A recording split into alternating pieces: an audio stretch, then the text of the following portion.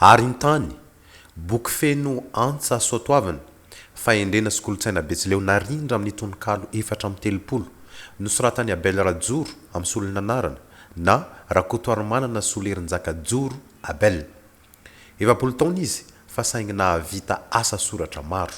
Ny aritany ity no avoaka androany dia talohan'ny ity nisy ny boky havatsan'ny mahatsiatra izany hoe pray fikambanana amin'ny havatsa itaima sampana fianarantsoa zany no namoaka ny boky io. Efa nisy moa ny felatatamo izay niarahana tamin'ny havatsa itaima foibe dia nisy ny somambisamby alika sik teo alohan'izay nefa mbola mitohy hatragno moa zany miankina aminareo mpamaky mpakahery sy mpanohana.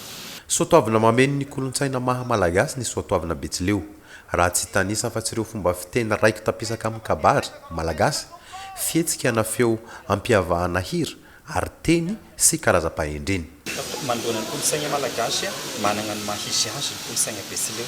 Ny resaka asa soratra sika misy ary maro ny mpanorasa saingy noho ny antony maro dia saika tsy dia mbola fantasana tsy dia mbola fahita loatra zany mpanorasa Betsileo fa iaho moa zao hitanareo fa mbola betsaka ny mpanorasa agny fianarantsoa nisy nefa teo taloha hatram'izay tsy zoviana antsika reo fa amin'izao zany miezaka mamoaka an'izay tsikelikely kolontsaina malagasy ho an'ny faritra fianarantsoa Betsileo dia tena agnatiny mbola tena mitazona an'izay agnahy ihany. Etsika karakarain'ny ministeran'ny serasera ny volana iray mpanoratra iray fa saingy tokony hasiana hetsika hafa hanabeazam-bo ny maha malagasy. Ny angatahako ary zany satria efa miresaka isika dia mba misy androm-pirenena raiky natokana ho andron'ny kolontsaina Betsileo tsy manino na ny kolontsaina isa faritra tsy magnahy zay satria io zany hitako tokony mbola homena lanja kokoa. Tsika ny magnaja ny ray volan'ny teny malagasy fa moa ve anatin'ny ray volan'ny teny malagasy